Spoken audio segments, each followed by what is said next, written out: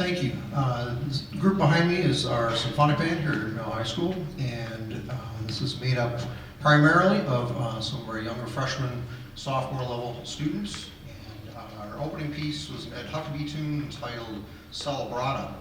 And the interesting thing about that piece is that the entire piece was based on a little four-note motif, a kind of a recurring thing, bum, ba-dum, bum. He wrote the whole piece with those four notes in mind. Sometimes he'd write them in direct copies, sometimes he'd write them in what we would call version, or maybe he'd start kind of bum, ba-dum, bum. But the whole piece is written on that original four-note idea. We're going to play something not at all like the last piece, very programmatic work entitled The Headless Horseman, and about as quick as it starts, it'll be done.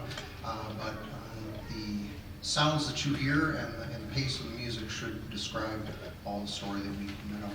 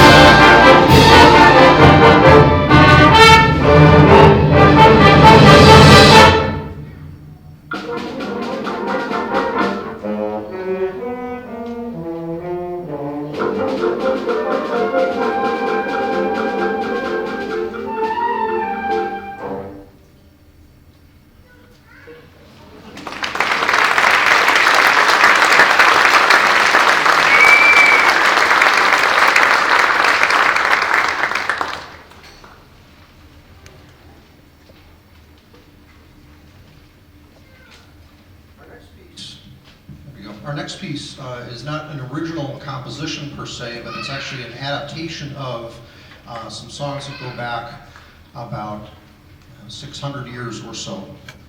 It's an arrangement of three different tunes put into one piece by Bob Margolis, a very popular composer for concert bands in this day and age.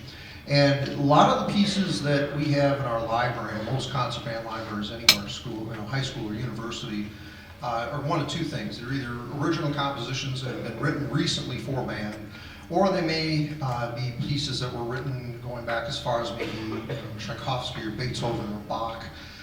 Usually you don't see anything going back as far as the 1500s, and so Margolis saw an opportunity to find some old folk slash dance songs from the Renaissance era, and he put three of them together in this collection entitled Fanfare, Ode, Fanfare, Ode, and Festival. I should remember my titles before I say them out loud.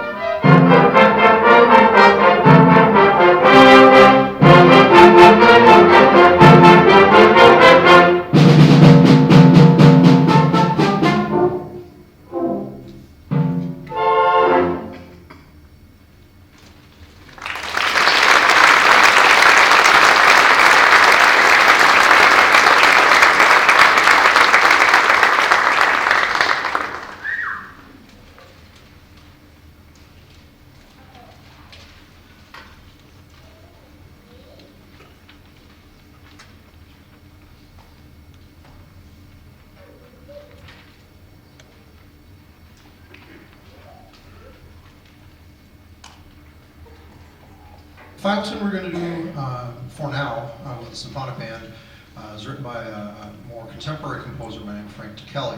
Kelly has written a lot of great pieces, a number of which we have in our library, and he's one of the most popular composers of concert band music, probably in every high school band library around the country.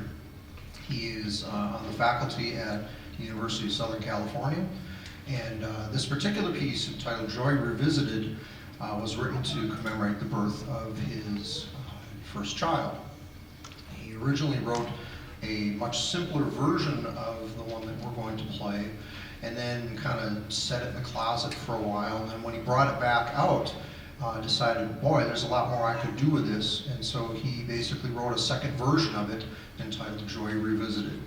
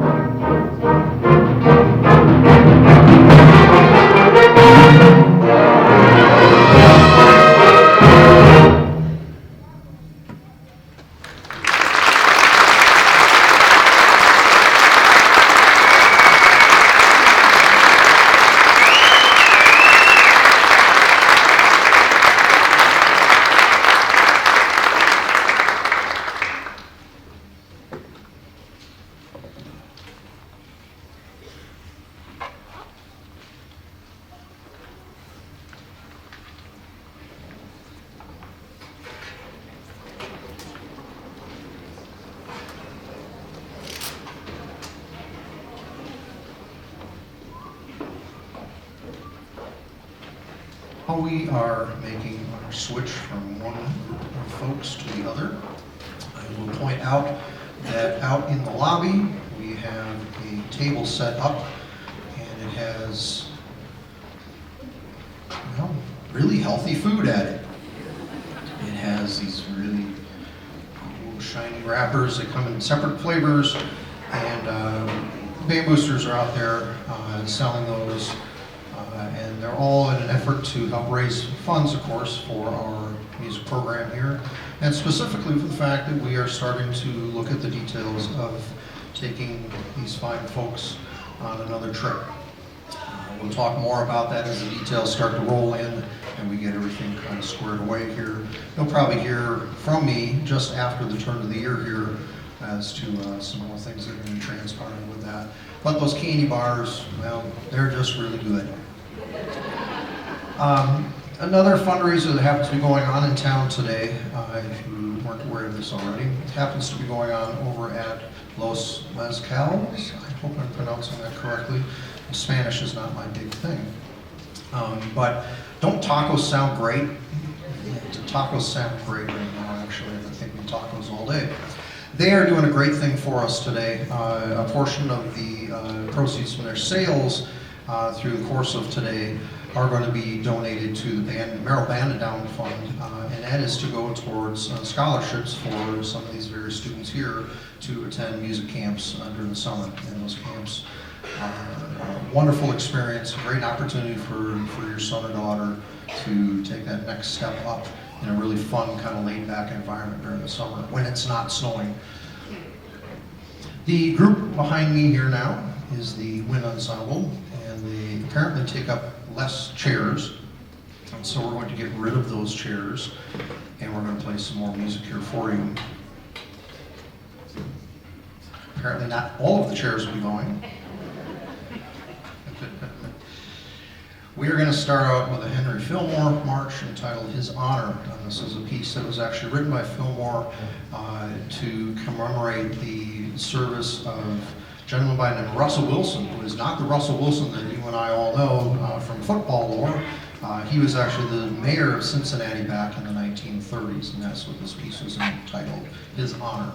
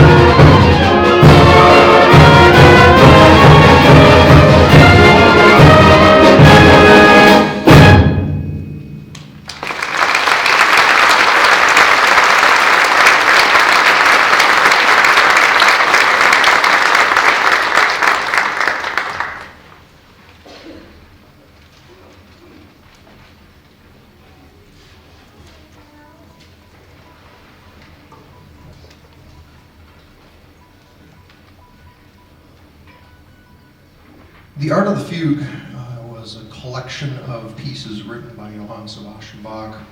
It really wasn't a very well organized collection. It was just kind of a hodgepodge of things that Bach had put together. We talked a little bit about in class.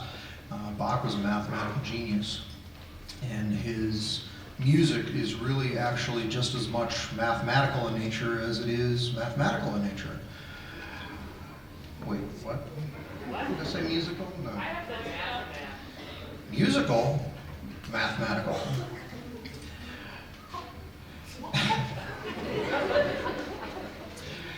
Every note that is on the page means something. Every note is calculated that he's not going to stay in one key, he's going to go on to another tonality, and he's going to get there by a very scientific, very mathematical way of taking this note, moving it here, this note, moving it here, and all of a sudden we're in a new key. And this piece that we're going to play is one of those pieces in the collection entitled Contrapunctus 9, and it is what we would call a double fugue. In a fugue, we take a theme, just like we had in Celebrata back at the beginning of tonight's show, a particular four-note theme. Well, these are much more notes. And everything that's written then, in this case, a double fugue, is based on two separate sets of melodies that are completely dependent on each other for success. You'll hear some of these same themes come up over and over again. You might hear them in a different key, either higher or lower. You might hear the themes being played twice as slow. You might hear them played twice as fast compared to something else that's going on. But all the way through this, you're going to hear the same couple of themes keep running through your ears. This is Contrapunctus 9 by Johann Sebastian Bach.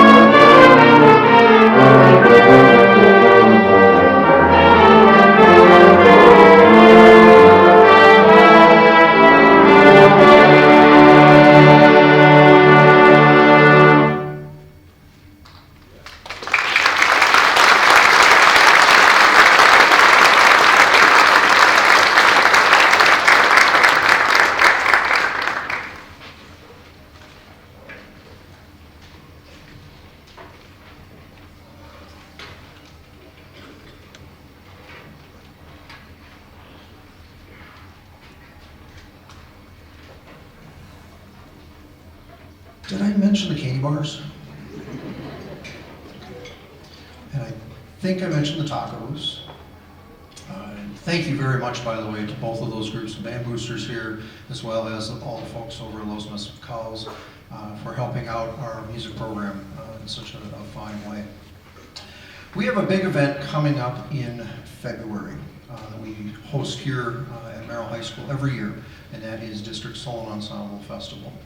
We will have students somewhere in the neighborhood of 750 to 1,000 has been the average from Merrill and Antigo and Rhinelander, and possibly a couple of the smaller schools in the area that will be joining us on Saturday, February 21st.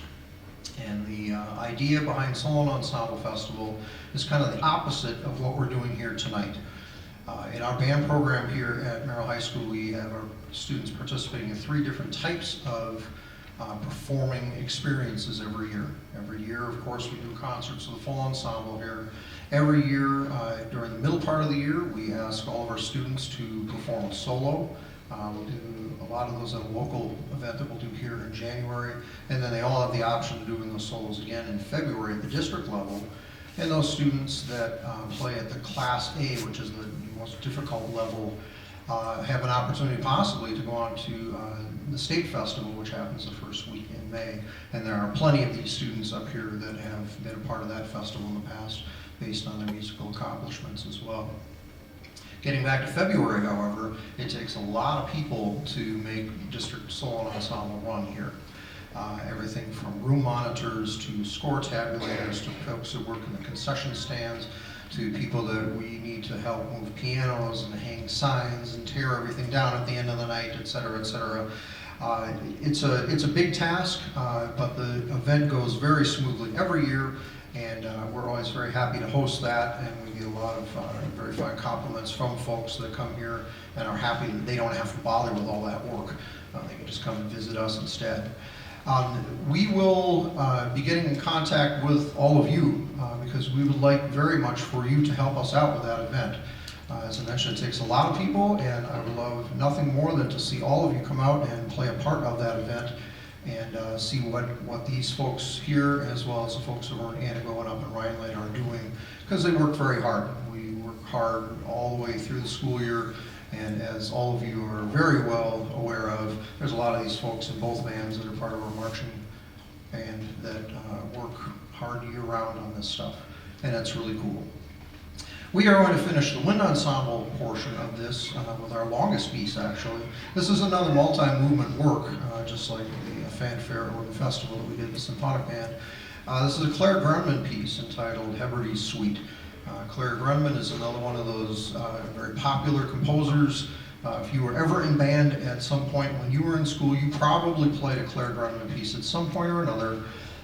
This particular one is one of his most popular arrangements over the years, and it deals with folk songs that derive from a group of islands off the west coast of Scotland, entitled the Hebrides Islands. And so this will be a multi-movement work, and then when we get done with that, we'll actually have one more piece for you yet tonight.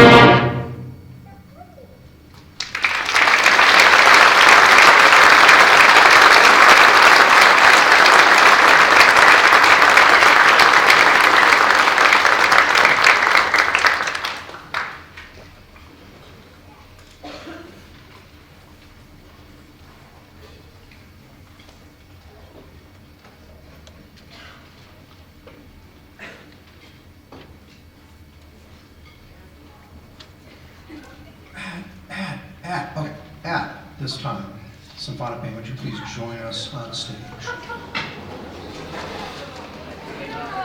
Did I mention the candy bars?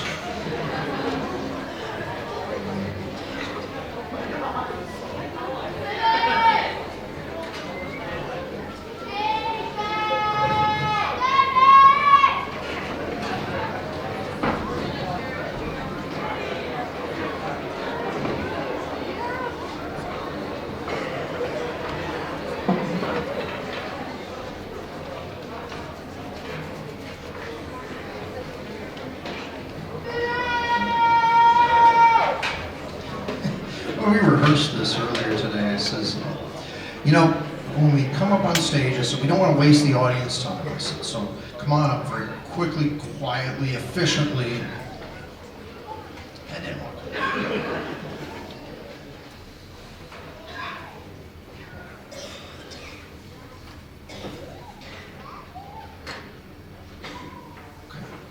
We thought we would end this evening with something light, a little quiet, maybe a little mood music to end our concert with.